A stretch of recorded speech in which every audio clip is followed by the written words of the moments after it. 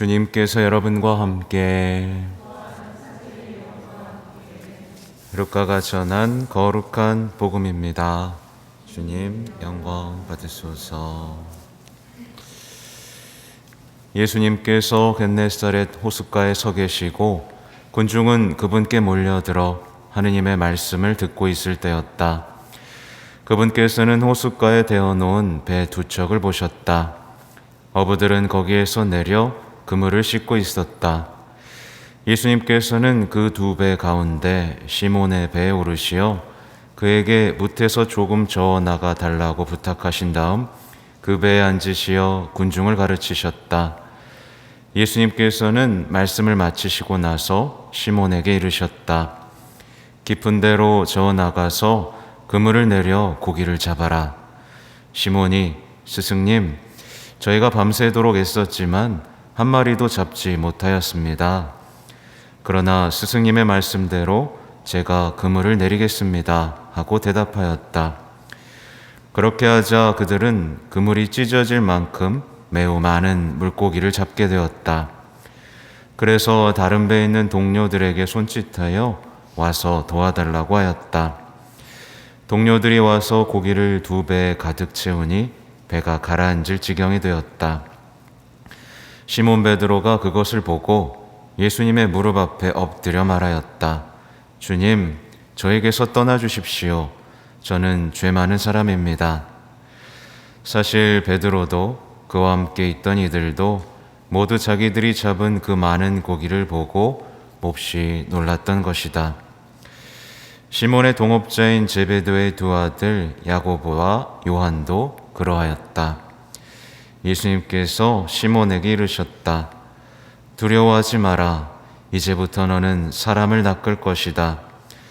그들은 배를 저어다 뭇에 대어 놓은 다음 모든 것을 버리고 예수님을 따랐다. 주님의 말씀입니다.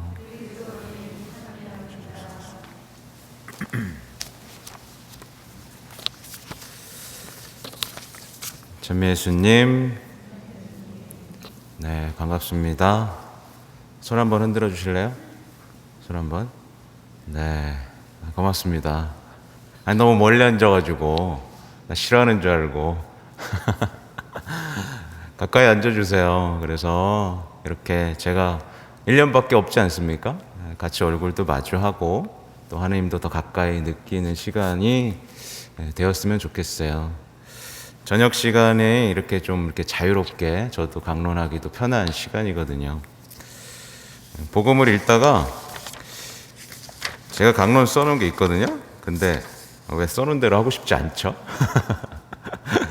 그런 생각이 지금 막 드네요. 제가 유튜브에 강론은 올리거든요. 뭐 그래도 제가 써놓은 틀에서 여러분하고 오늘 복음 얘기 나누고 싶습니다. 오늘 복음은 정말 아름다운 얘기예요.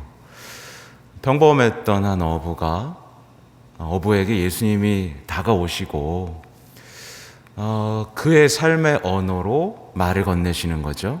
나 배 좀 타도 되니? 그물 좀 한번 던져볼래? 그러면서 기적을 일으키시죠. 그죠? 기적을 일으키시고 그의 삶을 흔들어 놓습니다. 네. 여러분들 이런 체험 있으세요? 내가 막 노력해도 안 되는데 그냥 내 계획 내려놓고 주님의 힘을 주님께서 하실 수 있도록 말씀에 한번 순명해 봤더니 내 삶에 어떤 빈 구물 같던 삶에서 가득 차서 내 인생이라는 배가 가라앉을 정도로 풍요로워진 그 경험이 있으시냐는 거죠. 있으세요? 손 들어보실래요? 없어요? 없는 사람 되게 불행한 사람입니다. 왜냐하면 예수님은 모두에게 다가가셔서 말씀을 건네시고 이렇게 해보지 않겠니? 라고 하시고 기적을 주시고 우리의 삶을 흔들어 놓고 그 다음 어떻게 하시는 거죠? 부르시거든요.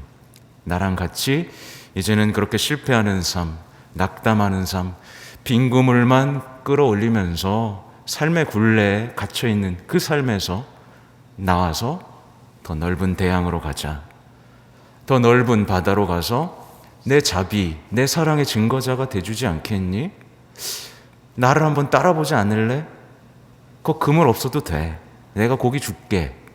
그러면서 이 초대하는 그 결정적인 인생의 체험을 했을 때 사람은 굉장히 달라지거든요. 사실 이게 핵심입니다. 오늘 1독서, 2독서, 그 다음에 복음의 다 내용이 다 그겁니다. 1독서도 보면 이사야가 예수님을 만나죠.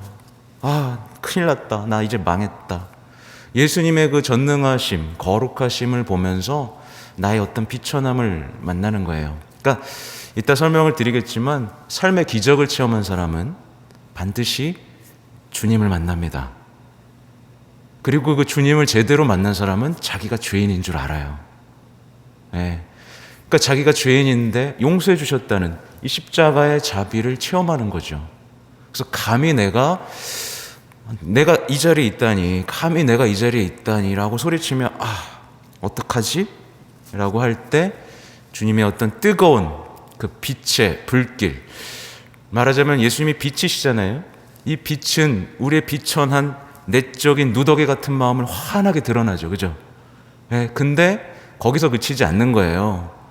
환하게 드러난 내 누더기 같은 마음을 따뜻하게 뜨겁게 때론 비춰주시면서 이 죄악을 태워버리시는 거죠. 편할까요? 아프죠. 그죠? 아프죠. 여기 보면 자, 이것이 너의 입술이다 했으니 너의 죄는 없어지고 너의 죄악은 사라졌다라는 이 장면에서 아프지 않았을까요? 그죠? 아팠겠죠. 그렇게 죄악은 정화되고 우리의 회개하는 삶이 펼쳐지고 그 다음 얘기하게 되는 거죠. 죄가 있지 않습니까? 저를 보내십시오. 가고 싶으신 분? 네, 그래도 웃어주셔서 감사합니다. 그리고 오늘 바오로 사도도 보십시오. 오늘 바오로 사도의 고백은 정말 멋지죠. 내가 여러분에게 전한 이 복음 말씀을 굳게 지킨다면, 또 여러분이 헛되게 믿게 된 것이 아니라면 여러분은 이 복음으로 구원을 받습니다. 복음으로 구원을 받습니다. 이 확신에 찬 바오로 사도의 말씀이 여러분의 마음을 흔들지 않으세요? 복음이요, 여러분의 삶을 바꿔놓는 거예요. 그래서 복음은 정말 엄청난 힘을 가지고 있습니다. 지난 연중 시기 거의 시작할 때쯤이었죠. 그죠? 듣는 가운데 이루어졌다라는 얘기 제가 한번 드린 적 있잖아요. 그죠? 바오로 사도는 변한 사람이에요. 바오로 사도는 이념주의자였습니다. 뭐가 맞다라는 어떤 확신 속에 살았죠. 그래서 사람까지 죽였어요. 죽이려 들고 분노에 쌓여 있어서 그냥 그 신념 하나로 뭉쳤던 사람인데, 그래서 교회 순결까지 요구했던 사람인데 예수님 만나고 변했습니다. 어떻게 변했어요? 복음을 전하는 것에 목숨을 걸었습니다. 여기까지 요구하는 게 아니에요. 오늘 복음은 여러분에게 요구하는 게 있습니다. 복음을 위해서 목숨까지 걸면 더 좋지만 적어도 예수님의 증거자가 되어달라는 초대입니다. 하시겠어요? 근데 이걸 거절하면 직장에서 성구경 긋는 것조차 부끄러워하면서 복음을 선포하고 용서를 하고 자비를 베풀고 남들이 놀 때 기도하고 남들이 놀러 갈 때 성당 주일 지키면서 계명을 사랑하는 삶을 살 때, 이것이 얼마나 행복한 것, 돌려주겠다는 어떤 약속의 오늘 메시지가 주어지고 있습니다. 그래서 고백하잖아요. 하느님의 은총으로 지금의 내가 되었습니다. 제가 고해소에서 만나는 분들 중에서 거의 99%가 그럽니다. 이런 내가 되고 싶은데 되지 못하고 있습니다. 변화된 삶을 살고 싶고, 좀 더 사랑 많은 사람 살고 싶고, 뭔가 평화로운 사람 살고 싶고, 그죠? 행복한 사람이 되고 싶은데 그런 내가 되지 못한 저가 너무 비참합니다. 그러면서 자포자기한 상태로 들어오죠. 어떻게 보면 신앙이 무엇인지조차 감을 못 잡은 채 헤매이는 분들이 너무 많아서 저는 목자로서 굉장히 가슴이 아픕니다. 그렇다고 따라오라 그래도 안 따라와요. 자기가 먹고 싶은 풀 먹겠대요. 예. 난 목자 없이도 살 수 있다고 합니다. 교회 없이도 살 수 있다고 하죠. 그런 얘기는 예수님께서 해본 일이 없는데 자기가 맞춰놓은 그 신앙, 자기가 맞춰놓은 어떤 종교, 그러니까 자기가 조합해 놓은 거예요. 예. 그래서 이게 신앙이라고 믿는 어떤 그 불행 속에서 살아가고 있습니다. 아무튼 하나님의 은총으로 지금의 내가 되었습니다. 변화되었다는 뜻이에요. 하나님의 은총은 다른 내가 되게 한다. 하나님께서 나에게 베푸신 은총은 헛되지 않았습니다. 하나님의 은총이 한 것입니다. 이 체험을 할 수 있어야 되는데 이게 오늘 복음에서 벌어지는 일이에요. 보면 베드로는 그물을 씻고 있었습니다. 아주 평범한 일상생활을 하고 있었던 거예요. 근데 그물을 씻고 있지 말아야 되고 고기를 손질하고 있었어야 됐죠. 밤새도록 고기를 잡았지만 고기를 잡지 못한 채 이제 그물을 씻고 집으로 돌아갈 준비를 하고 있는 겁니다. 근데 이제 예수님께서 배 타고 싶어 하시는 거예요. 나 배 좀 타도 되냐고. 이게 우리한테는 뭐라 하면 네 인생의 배에 나 좀 태워달라는 얘기입니다. 태워주실 수 있으세요? 네. 태워달란 겁니다. 불편하죠.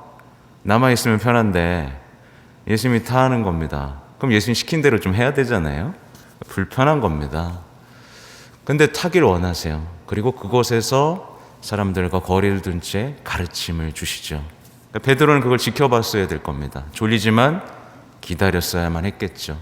근데 그 시간이 베드로에겐 좋았던 것 같아요. 예수님한테 좀 반했던 것 같습니다. 마음속으로 스승님이라고 모시게 되는 거죠. 그런데 이때 예수님께서는 정말 갑작스러운 제안을 하시는 거예요. 이게 바로 우리 삶에서도 벌어지는 일입니다. 우리 삶에서도 똑같이 이렇게 벌어져요. 베드로는 이미 실패를 경험했습니다. 최고의 전문가로서 고기를 잡아보려는 수십 번의 얼마나 많이 시도했겠어요. 허탕치면 안 되니까. 그래서 실패했는데 그리고 돌아와서 그물까지 씻어놓고 이제 자려고 하는데 예수님이 깊은 데로 나가서 그물을 던져라 라고 하시는 거예요. 여러분들 같으면 하시겠어요? 네, 해봤는데 안 돼요. 왜 이런 걸 시키고 그래요? 우리가 자주 하는 얘기죠. 바로 이 지점이 이게 설명하기 되게 어렵습니다. 왜냐하면 이것만 이해하시면 신앙은 완전히 변화되거든요. 말하자면 우리의 계획과 능력, 우리가 했던 경험과 정면으로 배치되는 예수님의 명령을 따를 때 기적이 벌어지는 거예요. 근데 우리는 보통 어떻게 하냐면 내가 계획 다 세워놓습니다. 내가 능력을 최대한 발휘합니다. 그리고 다 내가 해놓습니다. 그런 다음에 기도합니다. 주님, 잘 되게 해주세요. 그래서 잘 됐습니까? 한 만큼만 됩니다. 한 만큼만. 네. 그런 사람은 삶에 기적이 없어요. 왜냐하면 주님께서 그 사람의 인생에서 힘을 쓸 수 있도록 동의해 본 적이 없으니까요. 네. 주님께 맡긴다라는 뜻은 나의 능력과 계획을 내려놓고 당신의 계획대로, 당신의 힘으로 할 수 있도록 내가 완벽한 도구로 변하겠다는 뜻입니다. 이 부분이 어려운 거죠. 이 부분이 어려운 겁니다. 그래서 신앙인들, 특히 기도하는 사람은 실패를 많이 경험합니다. 왠지 아세요? 내가 막 열심히 하고 기도 열심히 했는데 자꾸 실패합니다. 왜냐? 힘 빼게 하시기 위해서 망쳐놓으십니다. 예수님께 의탁하는 방법을 알려주기 위한 겁니다. 예. 근데 불안해가지고 다 준비합니다. 어쨌든 예수님께서는 배 선장이 되길 원하시는 거예요. 이제는.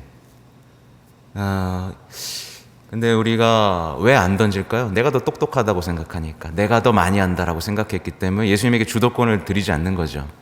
그러니까 예수님한테 주도권을 드리고 내 모든 것, 내 존재의 모든 것을 당신께 드리는 겁니다. 그러면 당신이 나를 통해서 당신의 일을 하기 시작하시는 거죠. 그래서 당신이 얼마나 우리의 순명으로, 우리의 순종으로 당신이 얼마나 큰 능력을 보여줄 수 있는지를 보여주는 사건입니다.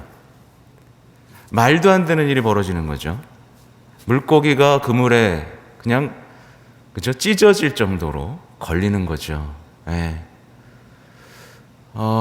그리고 그걸 배에다가 올려놓으니까 배가 가라앉을 정도로. 예. 생각해 보세요. 여러분에게 그런 일이 생겼다. 어떠시겠어요? 웬 떡이야? 그러시겠어요? 이게 다 웬 돈이야? 이거 다 팔면 얼마야? 그게 아니죠. 여러분들의 삶에서도 분명히 기적이 일어났어요.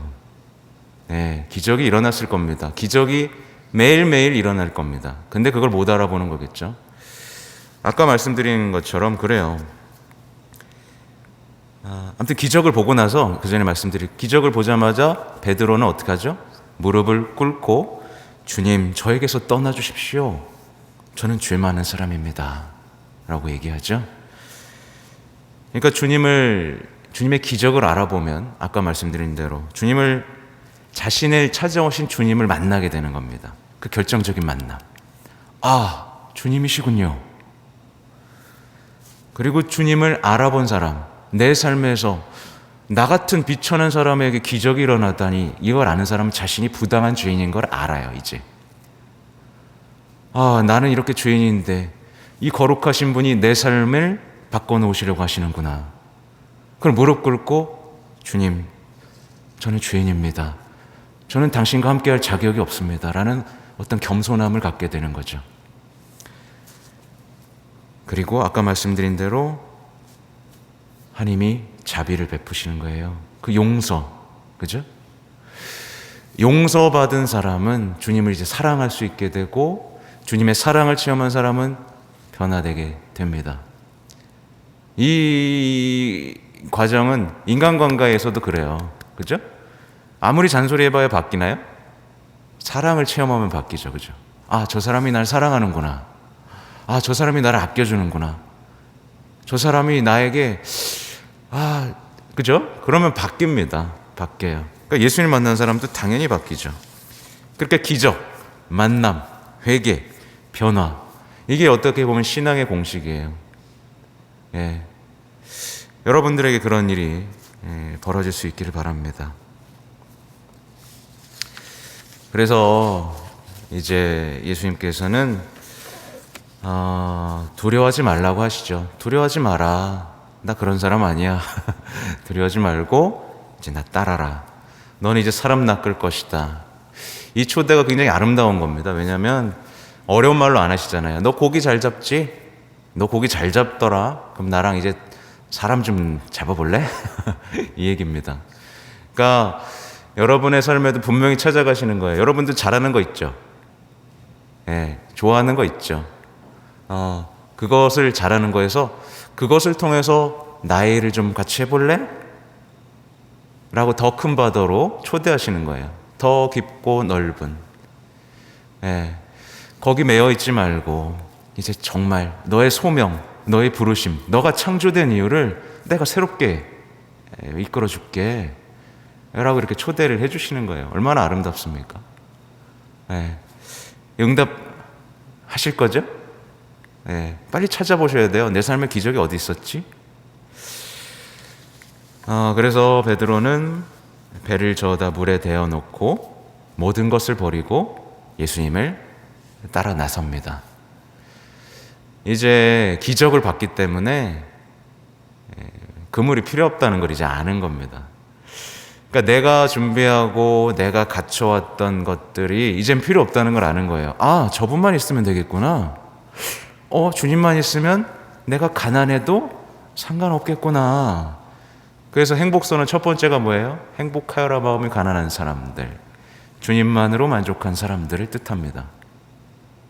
이런 삶의 대전환이 없으면 우리는 세상 사람들처럼 어떻게 하죠? 보험 들고 저축하고 더 많은 것들을 채워나가기 위해서 신앙을 이용하죠. 완전히 반대됐죠. 모든 것을 버리고 따라야 되는데 모든 것을 더 갖추면서 예수님을 만날 수 있다고 생각하는 우리의 비참함입니다. 예수님 때문에 더 필요가 없는데 우리는 자꾸 쇼핑을 보면서 없어도 되는데 자꾸만 채워가죠. 그렇죠? 예. 그리고 어떻게 하죠? 예수님을 따라 나섭니다. 이게 결정적이에요. 예수님 따라 나서면 굉장히 불편해집니다. 그죠? 근데 예수님을 가시는데 예수님 안녕히 가세요. 전 여기서 잘 먹고 잘 살게요. 이렇게 했을 때 변화가 있을까요? 없을까요? 그러니까 신앙은 위험을 무릅쓰는 거예요. 신앙은 예수님이 어디 가실지 모릅니다. 어디로 오라고 할지 몰라요. 근데 따라가는 겁니다. 위험을 무릅쓰고 모험을 하는 거예요. 그러니까 어떻게 돼요? 모험을 하니까 예수님을 계속 체험하죠. 모험을 하니까. 안락하면 예수님 체험할 수가 없죠. 위험하니까 예수님이 도와주시네, 함께 하시네, 이게 뭐지? 하다가 부활까지 다 체험하잖아요. 근데 혼자 안 따라간 사람들은 부활이 뭐고 아무것도 모르는 겁니다. 신앙에서 체험이 사라지는 거예요. 그러니까 메말라 버리는 거죠. 결국 모든 것을 버리고 예수님을 따르는 건 베드로에게만 하는 얘기가 아니라 우리 모두에게 하시는 말씀입니다. 아무튼 기적을 체험하며 모든 것을 버릴 수 있는 용기가 생기고 주님께는 모든 것이 가능하다는 것을 알게 되죠. 여러분에게도 예수님이 전부였으면 좋겠어요. 네, 다른 어떤 것보다 예수님이면 된다.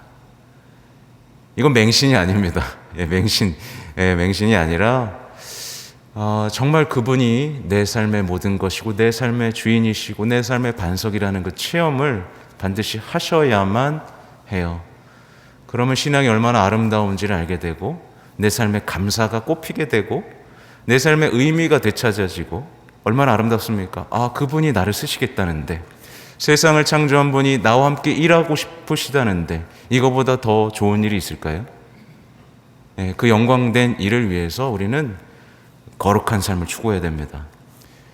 그저 그런 평범한 삶을 추구하는 것이 아니라 거룩한 삶을 추구해야 되고 거룩한 삶을 추구하기 위해서 내 모든 것을 드릴 수 있어야 됩니다.